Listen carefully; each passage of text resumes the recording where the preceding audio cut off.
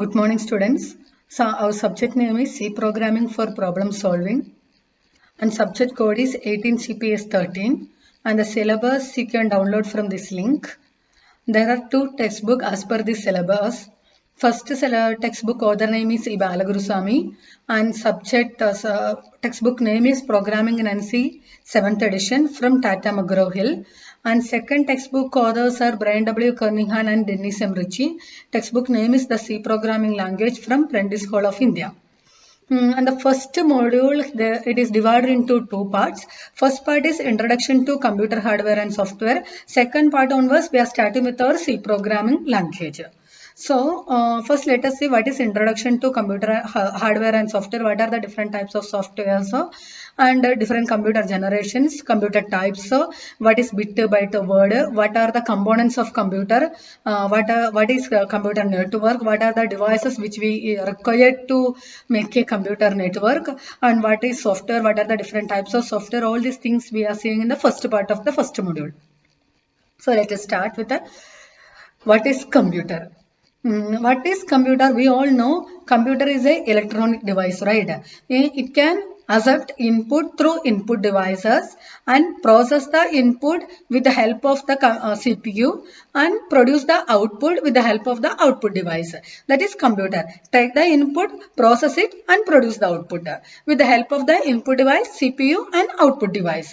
That is computer. So, before going to say in the computer components in detail, let us see what is computer generations. There are 5 generations. From 1942 to 2020, there are 5 generations. First generation, second generation, third generation, fourth generation and fifth generation. First generation is from 1940 to 1956. Second generation is from 1956 to 1963. Third generation is from 1964 to 1971. And fourth generation is from 1972 to 2010. And fifth generation or current generation is from 2010. And how it is different, how these generations are different, why it is divided into 5 generations. That is basically based on the technology they used to make that computer. Based on that only it is divided into 5 generations. So first generation computer used vacuum tubes. Second generation computers used transistors. Third generation computers used integrated circuit. Fourth generation computers used microprocessors. And fifth generation onwards they started to use artificial intelligence. So let us see each generation in detail. So going to first generation computer. First generation computer is used vacuum tube technology, vacuum tubes, and it is very big size. Its size is very big, but we can store very less amount of information. And it was very much, that cost wise it was very high, and its work efficiency was very less. And there was those times there were no programming languages, programming languages capabilities and all. So we were using punch cards to take the inputs. And energy consumption also it was very high, and it was not reliable, and constant maintenance were required. That is first generation computer. Going to second generation computer, they started to use transistors. And that is the first difference, transistors. And the inputs, first generation computers taking input with the help of the punch card. But here we started to use assembly language along with the punch card to take the input. And here transistors are using, right? Because of that we need cooling system. And maintenance like first generation computer, maintenance also required, constant maintenance required. And this second generation computer used only for specific purpose. And compared to first generation computer, second generation computer size wise it is less. But it can store more information compared to first generation. And speed also compared to first generation it is fast. And energy consumption is less compared to first generation computer, and cost wise also it is better than first generation computer, and portability also better compared to first generation computer.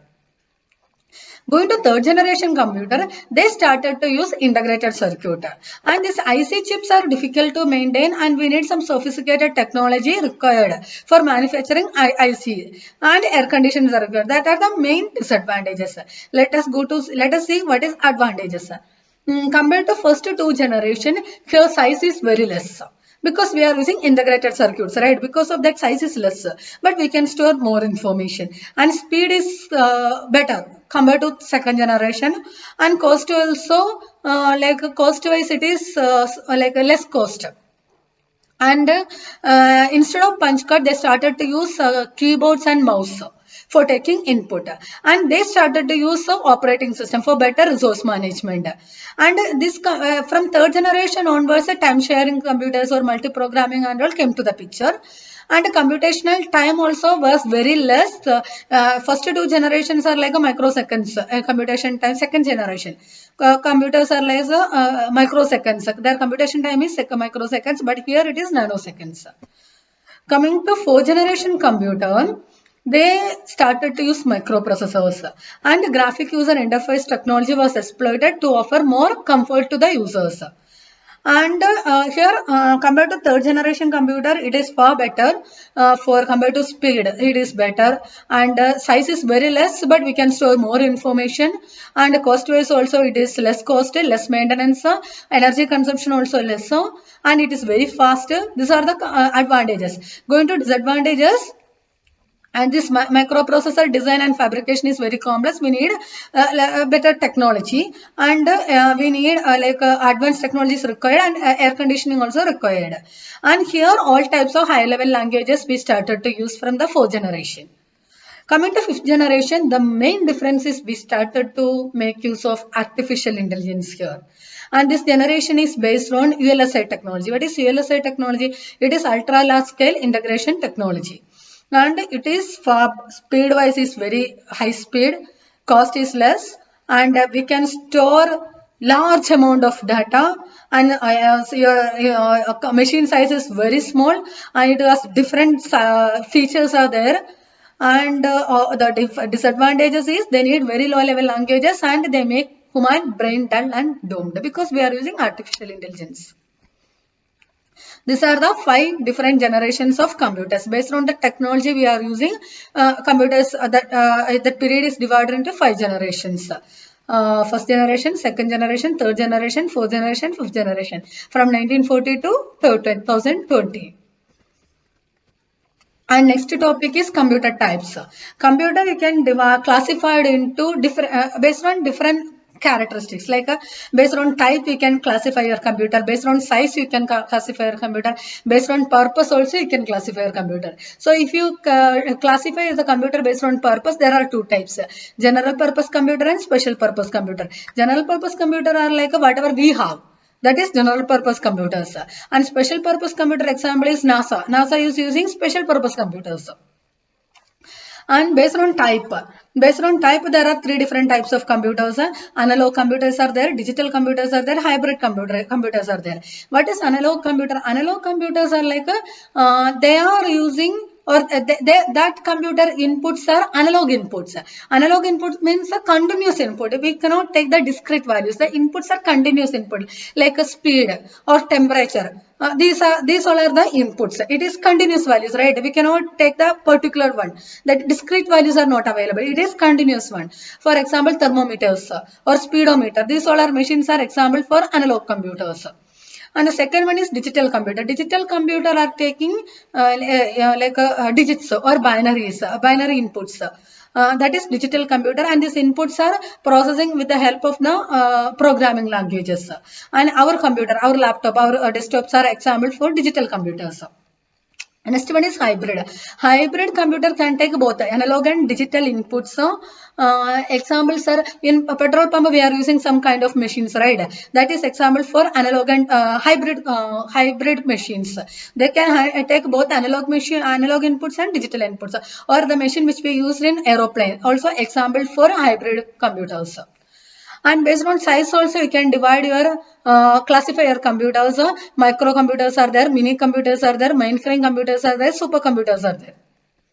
Microcomputers are like it is a single user computer, and there we are using one microprocessor. Mini computers are not single user, it is multiple user computers. At a time it can support hundreds of users. Coming to mainframe, it is also multi-user computer, but it can support thousands of users at a time simultaneously. The main difference between the mini computer and mainframe computer is the software technology which we are using. That is the main difference. Coming to supercomputer, it is extremely supercomputers are like it is extremely high speed computers, and it can support or millions of instructions per second, hundreds of millions of instructions per second. That is supercomputers. I hope you all understood different types of computers. Based on size, we can divide the computers into microcomputer, mini computer, mainframe computer, and supercomputer. Based on purpose also, you can divide. It is general purpose computer and special purpose computer. General purpose computers are our computers. Special purpose computers are used only for that particular purpose. NASA using special purpose computers, right? And based on type also, we can divide. Like analog type computer, digital computers are there. Hybrid computers are there. Analog computer are taking analog inputs. Now, like a speedometer, thermometer are taking analog inputs, right? Analog input means a continuous input. They are not taking care of, it's not possible to give discrete values. That is analog computers. Digital computers are taking digital inputs, like digits or binary inputs, right? And that inputs are processed in the form with the help of programming languages. Our laptop or our desktop is example for digital computers, and hybrid computer can take both analog input and digital input. Example is the machine which we used in aeroplane or petrol pumps. I hope all of you understood this topic. Thank you all.